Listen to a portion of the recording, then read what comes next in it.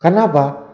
Kalau memang KPK itu tahu keberadaan Harun Masiku yang notabene adalah DPO atau buron, nggak usah diekspos ke publik, nggak usah diumbar-umbar ke media, tangkap saja Pak. Nah, pada saat Pak Alexander Marwata mengatakan kami sudah tahu keberadaan Harun Masiku, dalam waktu seminggu akan kami tangkap, itu disampaikan ke media, diekspos menjadi spotlight oleh media massa, artinya apa? Itu seperti sinyal tek kepada Harun Masiku, kabur lagi lah dia. Sudah pasti lah, logika sederhananya seperti itu.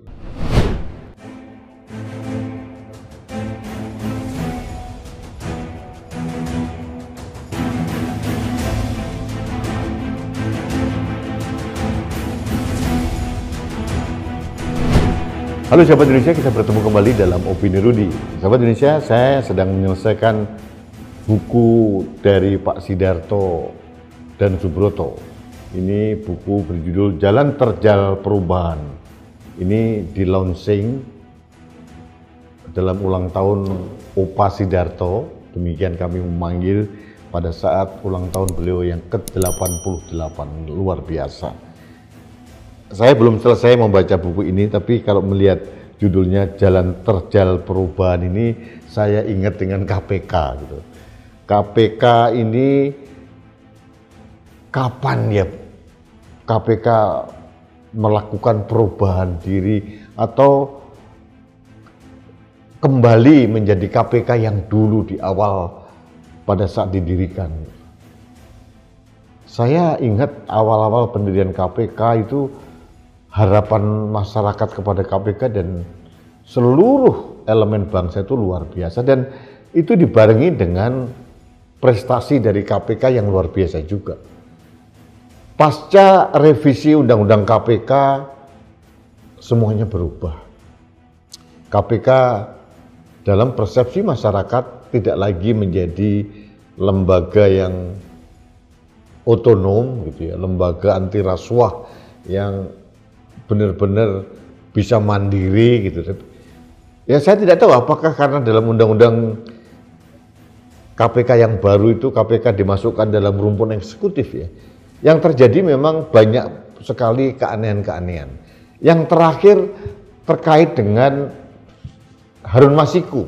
Wah, ini drama tiada henti. Serial yang tiada henti yang bernama Harun Masiku.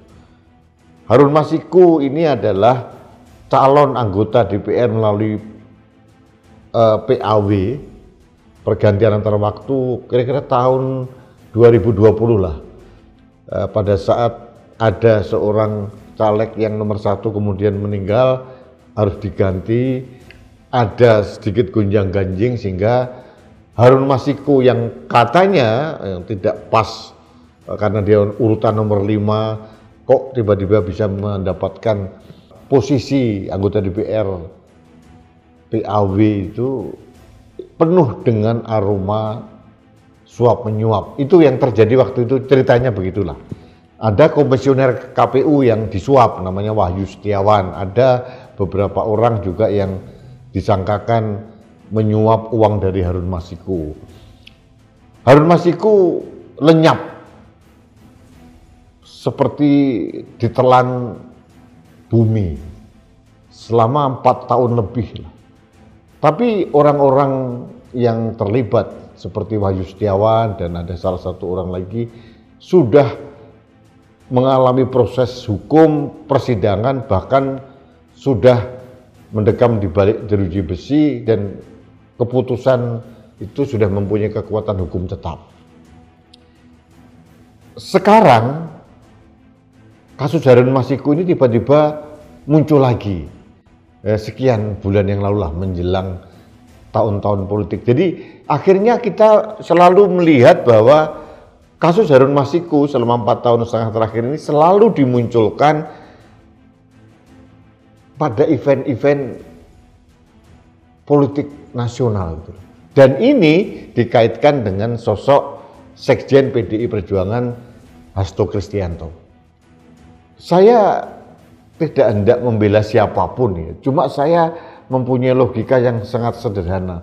Kalau memang Mas Hasto ini dianggap dalam tanda kutip terlibat, mengapa 4 tahun yang lalu tidak dalam satu paket dituntut, diproses hukum, mengalami persidangan bersama Wahyu Setiawan dan sebagainya? Mengapa 4 tahun kemudian dikaitkan kembali? Dan ini menjadi rasan-rasan publik ya, seolah-olah memang seorang Hasto Kristianto ini menjadi target operasi setiap ada kegiatan tahun politik, apalagi sosok seorang Hasto kan kritis sekali. Yang terakhir Mas Hasto diperiksa sebagai saksi. Ada dramanya, drama kedinginan sekian jam di ruang penyidik, drama penyitaan yang dianggap ilegal oleh Mas Hasto dan penasihat hukumnya, penyitaan HP, penyitaan buku. Tapi menurut KPK sudah sesuai dengan SOP mereka. Mudah-mudahan ini menjadi titik terang ya, karena jangan sampai KPK sebagai aparat penegak hukum itu bertindak sewenang-wenang. Apakah harus seperti itu? Dan apa kaitannya lagi dengan kasus Harun Masiku ini, seorang Hasto Kristianto? Mengapa tidak dituntaskan yang kemarin? Selalu menjadi perbincangan publik, target dari operasi pencarian Harun Masiku selalu dikaitkan dengan Hasto. Saya tidak tahu, saya tidak berpihak kepada siapa-siapa, tapi ini sangat tidak masuk dalam akal sehat publik sebetulnya. Yang lucu lagi, ini lebih lucu lagi. Beberapa hari yang lalu, Wakil Ketua KPK mengatakan mereka sudah tahu lokasi keberadaan Harun Masiku. Dan semoga dalam seminggu ke depan Harun Masiku akan ditangkap. Ini lucu. Lucu, saya mendengar Wakil Ketua KPK ngomong begitu lucu banget ini. Ini dagelan. Kenapa? Kalau memang KPK itu tahu keberadaan Harun Masiku yang notabene adalah DPO atau buron, nggak usah diekspos ke publik, nggak usah diumbar-umbar ke media, tangkap saja Pak.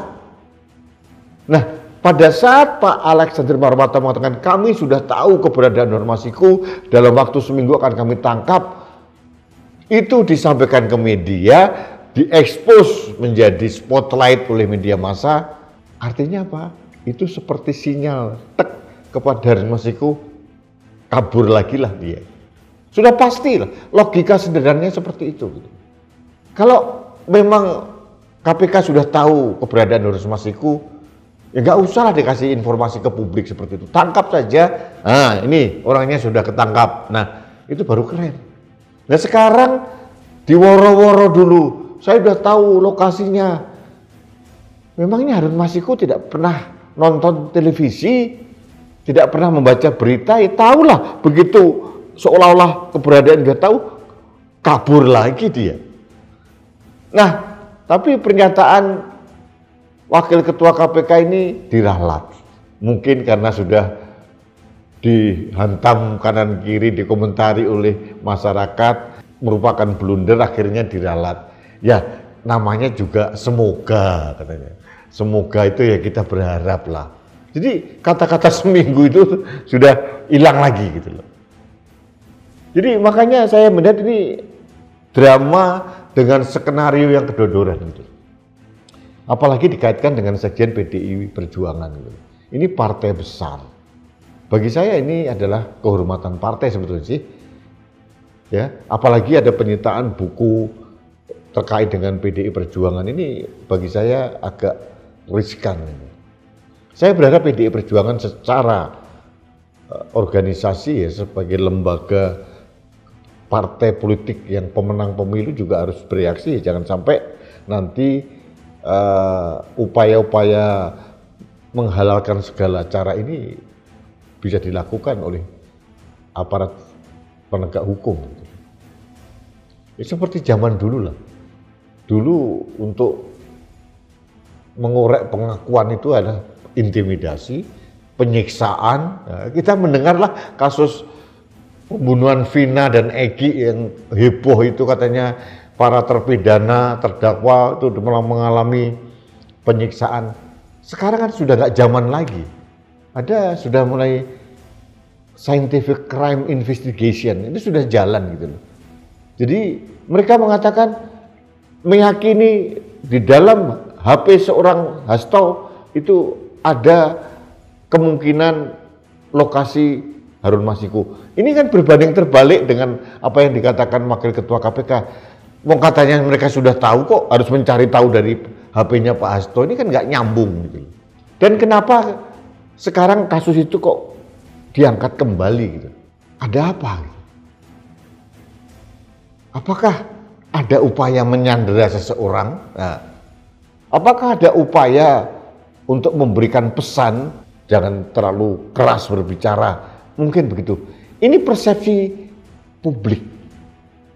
Jangan salahkan kami rakyat kalau akhirnya berpikir seperti itu, karena sandiwara atau drama yang dibangun oleh KPK dan terkait Harun Masiku ini penuh dengan aroma kedodoran gitu. Yang katanya sudah tahu tapi diekspos. Ini kan aneh aja, terus kemudian diralat lagi. Ada penyitaan HP, buku.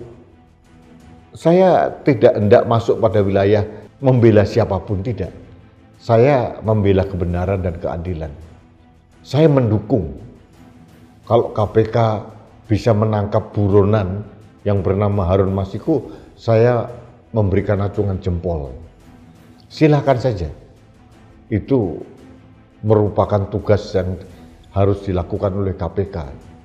Karena KPK mengatakan sudah pergi ke Filipina, ke Malaysia, ke Thailand untuk mengendus keberadaan Harun Masiku. Terus katanya lagi kok sudah di dalam negeri. Jadi nggak pas gitu. Jadi sekali lagi kami rakyat Indonesia ini mendukung penegakan hukum, tapi harus berdasarkan rasa keadilan masyarakat yang sebenarnya. Jangan masyarakat disuguhi dengan drama-drama yang akhirnya membuat kita jadi bertanya-tanya, ini murni penegakan hukum atau ada aroma politik?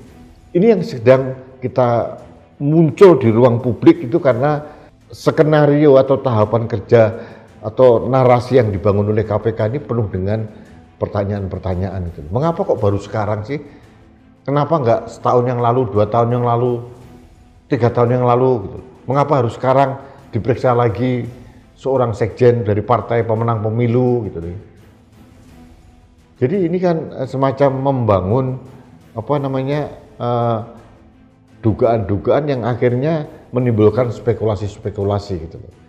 Jadi jujur kalau kita mengacu pada bukunya Opa Sidarto dan Subroto, Jalan Terjal Perubahan, kami juga mengharapkan ada perubahan. Meskipun dengan jalan terjal oleh Komisi Pemberantasan Korupsi untuk kembali ke hitohnya. Jujur kami rakyat Indonesia rindu dengan KPK yang dulu. KPK yang mandiri, independen, yang berintegritas. Bukan KPK yang seolah-olah melakukan aktivitasnya karena ada dorongan kepentingan kelompok tertentu. Itu yang tidak kita inginkan.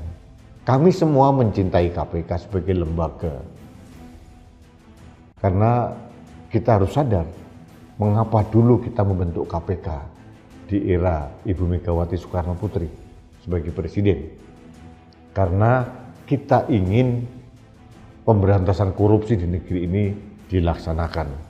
KPK sudah lebih dari 20 tahun ada sebagai badan ad hoc, tapi kenyataannya korupsi di Indonesia tidak juga berkurang, malah semakin menjadi-jadi. Jadi KPK harus sadar diri, evaluasi diri bahwa apa yang saya sampaikan ini bukan saya berpihak pada siapapun, saya hanya ingin mendorong KPK imparsial, tegak lurus menegakkan keadilan, menegakkan hukum, tapi dengan cara-cara yang berintegritas. Jangan membuat skenario-skenario yang akhirnya itu dimaknai oleh publik dengan cara yang berbeda karena penuh dengan keanehan-keanehan. Saya kira itu yang ingin saya sampaikan sebagai bagian dari masyarakat sipil atau civil society.